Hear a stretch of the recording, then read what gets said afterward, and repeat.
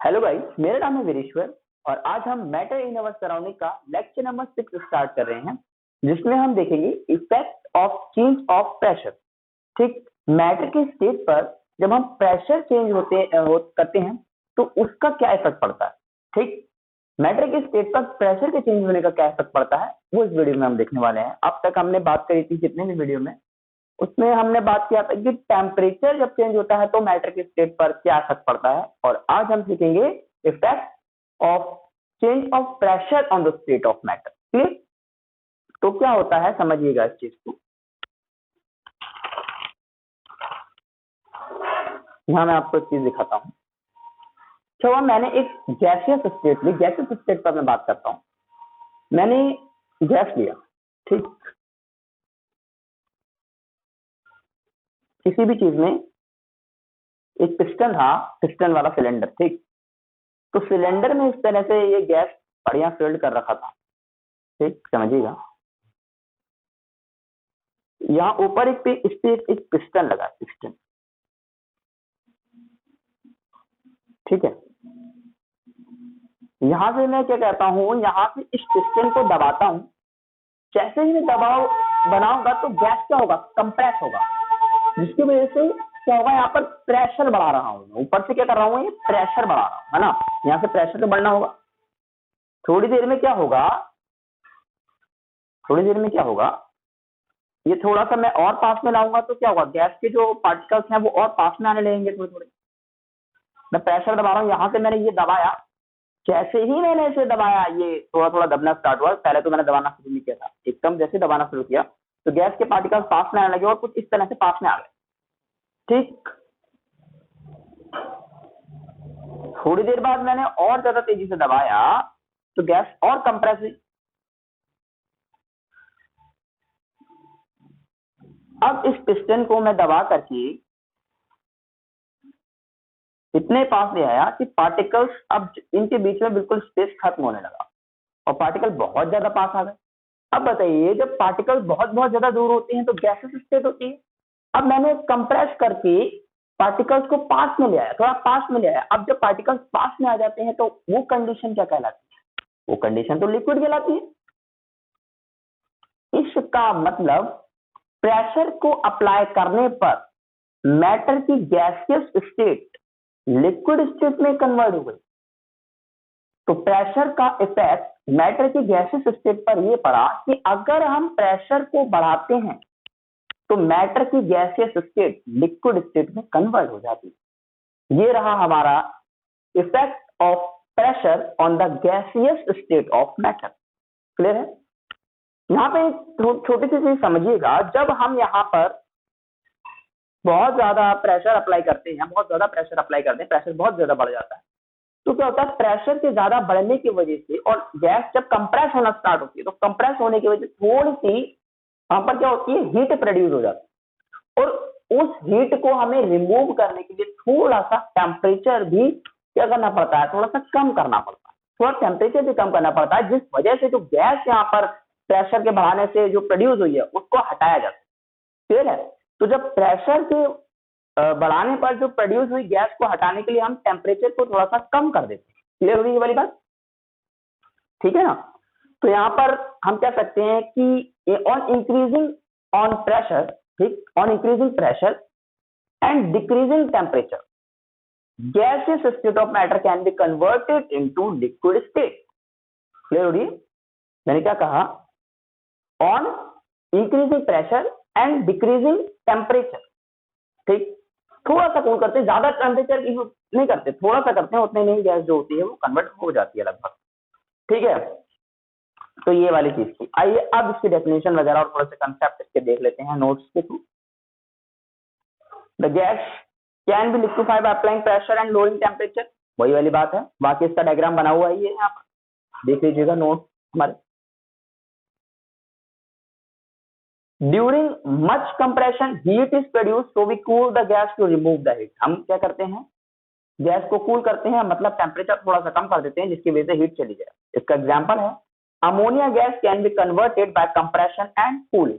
Ammonia gas क्या होती है, कन्वर्ट हो जाती है, सॉरी लिक्विफाई हो जाती है कंप्रेस करने पर, प्रेशर बढ़ाने पर, और टेम्परेचर कम करने पर, मतलब कूल करने पर। क्लियर हो गया? ये इसका एग्जांपल है नॉर्मल का। अब हम बात करते हैं सॉलिड स्टेट पर क्या इफेक्ट पड़ता है, तो इसके बारे में जरा देखते हैं। Solid can also be converted into gas if lower the pressure and increases the temperature. लिखा है इंक्रीजेस द टेम्परेचर, मतलब यह है कि प्रेशर को अगर मैं कम कर दूं और टेम्परेचर को बढ़ा दूं तो जो सॉलिड है वो भी गैसेस स्टेट में कन्वर्ट हो जाएगा, बहुत आसानी से हो जाएगा। कैसे हो जाएगा? आइए देखते हैं। आज के एग्जांपल दिया है, सॉलिड कार्बन डाइऑक्साइड जो होती है, जिसको हम ड्राई आइस नॉर्मली बोलते हैं, ये सीधा सीधा क्या होता है, कन्वर्ट हो जाता है सॉलिड स्टेट से सीधा गैसेस स्टेट में, से प्रेशर यहाँ पर कम करने की देरी। क्या होता है, जो कि सॉलिड कार्बन डाइऑक्साइड होता है, जो कि नॉर्मली हम बहुत ज्यादा टेम्परेचर हमें प्रोवाइड कराती है, जैसे कूलिंग एजेंट की तरह इसे यूज करते हैं किसी भी चीज को ठंडा कर देने के लिए। क्लियर है?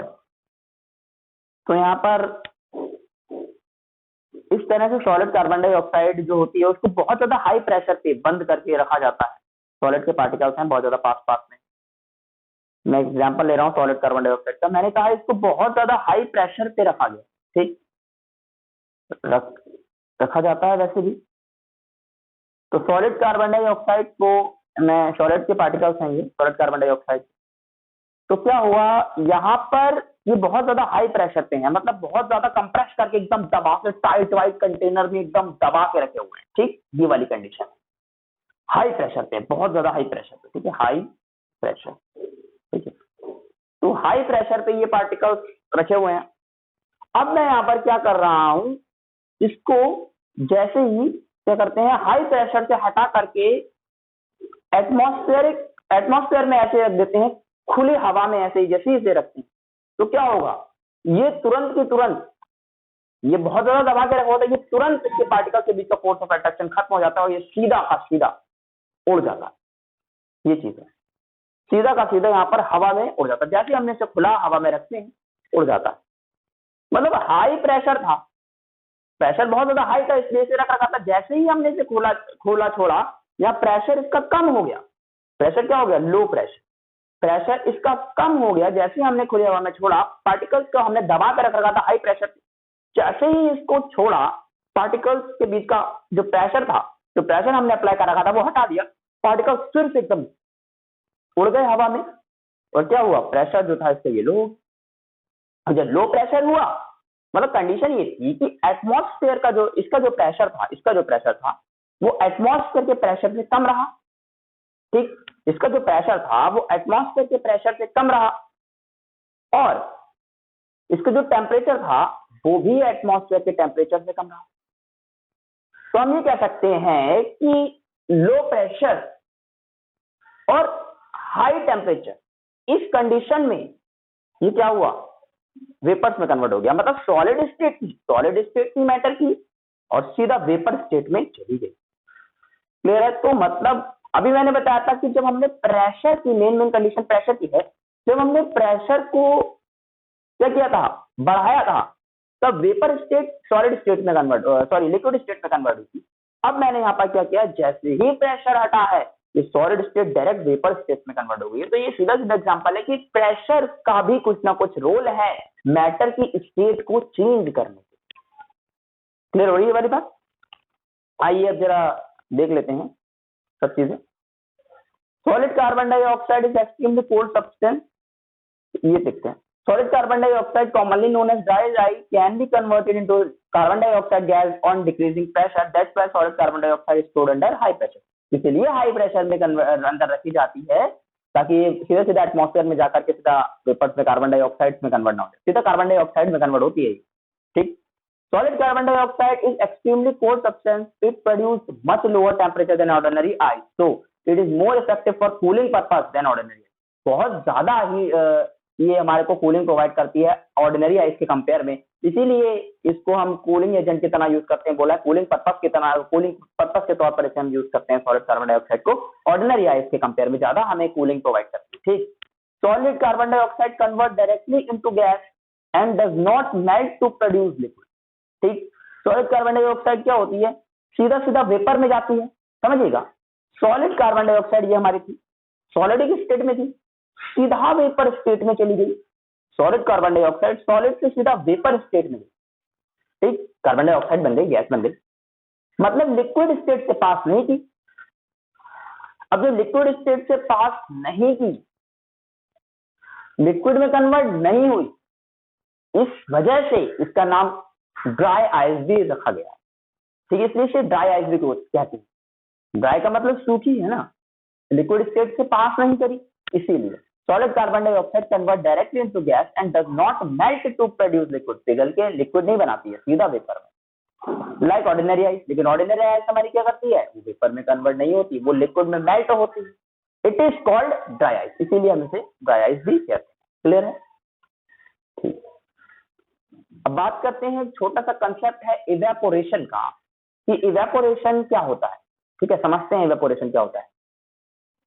इवेपोरेशन एक नॉर्मल सा प्रोसेस है जहां पर क्या होता है, कोई भी लिक्विड जो होता है वो सीधा वेपर्स में कन्वर्ट होता है, लिक्विड स्टेट से वेपर स्टेट में जाता है, तो उस चीज को इवेपोरेशन कहते हैं। लेकिन कंडीशन भी इसमें है, वो चीज जरा देखते हैं। The process of liquid changing into vapour और गैस, गैस एक रखा है, वेपर बोलिए, गैस बोलिए, कुछ भी बोल सकते, even below it's boiling point, उसकी बॉइलिंग पॉइंट से पहले पहले, इस कॉल्ड इवेपोरेशन। मतलब ये है कि लिक्विड जो है वो वेपर में गैस में कन्वर्ट हो गया। अरे बॉइलिंग पॉइंट पे तो हर लिक्विड वेपर्स में कन्वर्ट होता है, बॉइलिंग से पहले पहले जितना लिक्विड वेपर्स में कन्वर्ट हो गया, उस प्रोसेस को हम इवेपोरेशन कहते हैं। क्लियर है? वो चीज है, इवेपोरेशन का प्रोसेस है। ठीक, नॉर्मली हम ये बोलते हैं कि वेपर जब, सॉरी, लिक्विड जब वेपर में कन्वर्ट होता है तो उस प्रोसेस को इवेपोरेशन कहते हैं, और ये सीधा सीधा इसका कंसेप्ट है। क्लियर है? अब जरा ये समझते हैं, इसका एग्जांपल देखते हैं जरा। The wet cloth dry due to evaporation of water present. क्या होता है कि जरा समझिएगा, हम क्या करते हैं, जो कपड़े होते हैं अपने उसको भिगो देते हैं, भिगो के उसको धूप में डाल देते हैं। क्लियर? थोड़ी देर में क्या होता है, वो कपड़े सूख जाते हैं। ठीक, थोड़ी देर में क्या होता है, कपड़े जो होते हैं वो सूख जाते हैं, नॉर्मली यही होता है। तो उसमें क्या होता है, उसका कंसेप्ट छिपा है उसमें इवेपोरेशन का। जो वाटर के जो पार्टिकल्स हैं उसके बीच में जो डाले गए हैं कपड़ों के अंदर जो है, उनमें क्या होता है, वाटर इवेपोरेट हो जाता है। वाटर क्या होता है, इवेपोरेट हो जाता है। और जब सारा वाटर इवेपोरेट होकर के नेचर में चला जाता है तो क्या बचता है, कुछ भी नहीं बचता है। तो वाटर जो सारा वाटर इवेपोरेट हो जाता है और कपड़े जो होते हैं वो सूख जाते हैं। तो फिनोमेना जो है कपड़े के सूखने में, वो किसका लगता है, इवेपोरेशन का। क्लियर है? अब बात करते हैं, common salt is also recovered from the sea water by the process of evaporation. तो हम कॉमन सॉल्ट सी वाटर से निकालते हैं, वो भी क्या होता है, इवेपोरेशन के प्रोसेस के थ्रू हमें मिलता है। क्लियर है? आइए जरा इवेपोरेशन का कंसेप्ट समझते हैं कि इवेपोरेशन एक्चुअल में होता कैसे। देखिए समझिएगा, यहां पर क्या होता है, कोई लिक्विड है, उसकी ये पार्टिकल्स हैं, तो ऐसे कुछ पार्टिकल्स ऐसे भी होते हैं जिनकी पार्टिकल्स की काइनेटिक एनर्जी की बात हुई। काइनेटिक एनर्जी जो होती है कुछ पार्टिकल्स से ज्यादा होती है। काइनेटिक एनर्जी, कुछ पार्टिकल्स लिक्विड के ऐसे भी होते हैं जिनके पास काइनेटिक एनर्जी दूसरे वाले पार्टिकल्स के कंपेयर में ज्यादा होती है। फॉर एग्जांपल, मैंने माना इस पार्टिकल्स की काइनेटिक एनर्जी ज्यादा है और इस पार्टिकल की काइनेटिक एनर्जी थोड़ी सी लो है। Low kinetic energy, high kinetic energy. ठीक है, मैंने माना इस पार्टिकल की काइनेटिक एनर्जी ज्यादा है, इस पार्टिकल की कम है, इसकी ज्यादा है, इसकी कम है, इसकी ज्यादा है, इसकी कम है। कुछ पार्टिकल ऐसे हैं जिनकी ज्यादा है, कुछ पार्टिकल ऐसे हैं लिक्विड के जिनकी कम है। जैसे ही यहाँ पर प्रेशर देना, सॉरी, हीट देना स्टार्ट किया, हीट देना स्टार्ट किया, ठीक, या हीट लिक्विड ने कहीं से ले ली, या फिर मतलब नॉर्मली ये है कि हीट बढ़ना स्टार्ट, ठीक है, हीट देना स्टार्ट किया, या हमने हीट दे दी, हीट कर दी, या फिर उसने लिक्विड ने कहीं से हीट ले ली। ठीक है, किसी के भी कांटेक्ट में जाते हैं, तो हमने ये वाली चीज पिछले वीडियोस में कवर की हुई है, कैसे आती है। तो क्या हुआ, जैसे ही यहाँ से हीट मिली इस लिक्विड को, तो जिन पार्टिकल्स की काइनेटिक एनर्जी ज्यादा थी, ज्यादा काइनेटिक एनर्जी वाला पार्टिकल्स क्या हुआ, बॉइलिंग पॉइंट के आने से पहले ही उसकी काइनेटिक एनर्जी और बढ़ गई। अब जब पहले से ही ज्यादा थी उसकी दूसरे पार्टिकल कंपेयर में और हीट की वजह से बढ़ गई, अब जब काइनेटिक एनर्जी ज्यादा बढ़ गई तो बॉइलिंग पॉइंट के आने से पहले ही वेपर स्टेट में चला गया। और इस तरह से इवेपोरेशन का फिनोमेना इस पार्टिकल्स ने दिखा दिया। मतलब एक सिंगल पार्टिकल नहीं, पार्टिकल तो बहुत सारे थे। तो जिन पार्टिकल्स की काइनेटिक एनर्जी लो थी वो पार्टिकल जो थे वो बाद में वेपर्स में कन्वर्ट हुए, लेकिन जिनकी कम थी, जिनकी ज्यादा थी, वो क्या हुआ, बॉइलिंग पॉइंट के आने से पहले ही वेपर्स में कन्वर्ट हुए। और इस फेनोमेना ने, मतलब इस चीज ने इनको, इन पार्टिकल्स ने, इस तरह से इन पार्टिकल्स ने इवेपोरेशन का फेनोमेना दिखा दिया कि एक्चुअल में इवेपोरेशन कैसे होता है। अब आइए इसके डेफिनेशन देखते हैं। Some liquid particles have more kinetic energy than others. So these particles have enough energy to break the force of attraction below the boiling point. When we raise the temperature, so these particles escape from the surface of the liquid to form gas.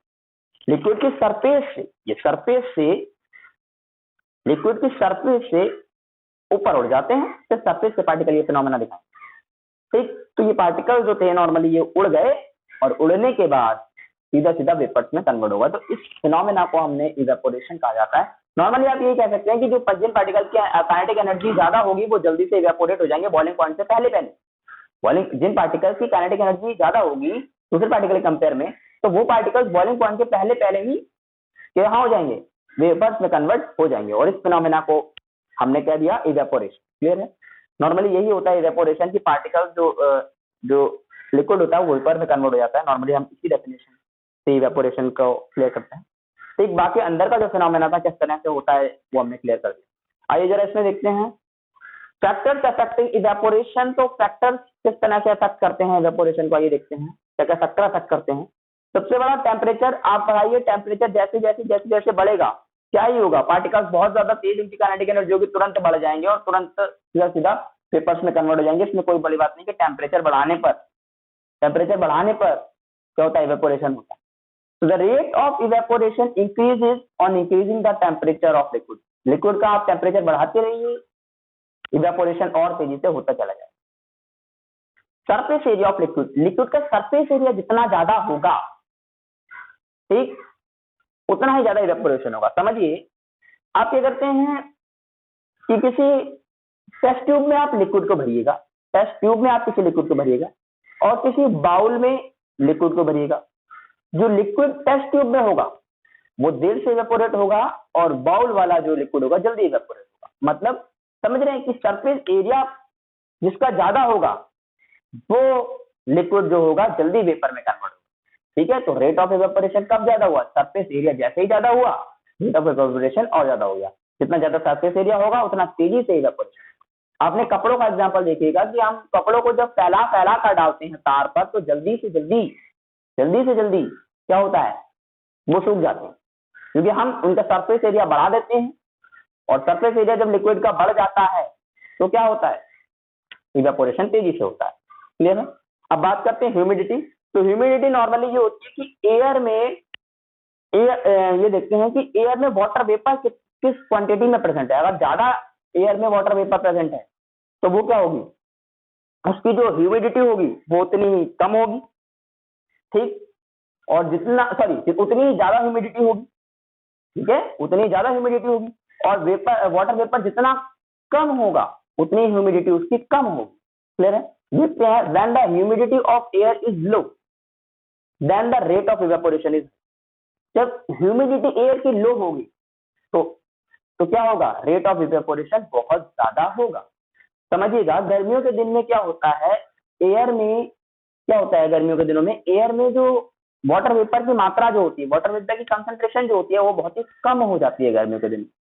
तो जब water vapour की जब concentration air में कम हो गई तो उस समय क्या होता है, गर्मियों में जो कपड़े वगैरह जो होते हैं वो बहुत जल्दी से सूख जाते हैं, बट गर्मी बहुत ज्यादा है। क्यों होता है?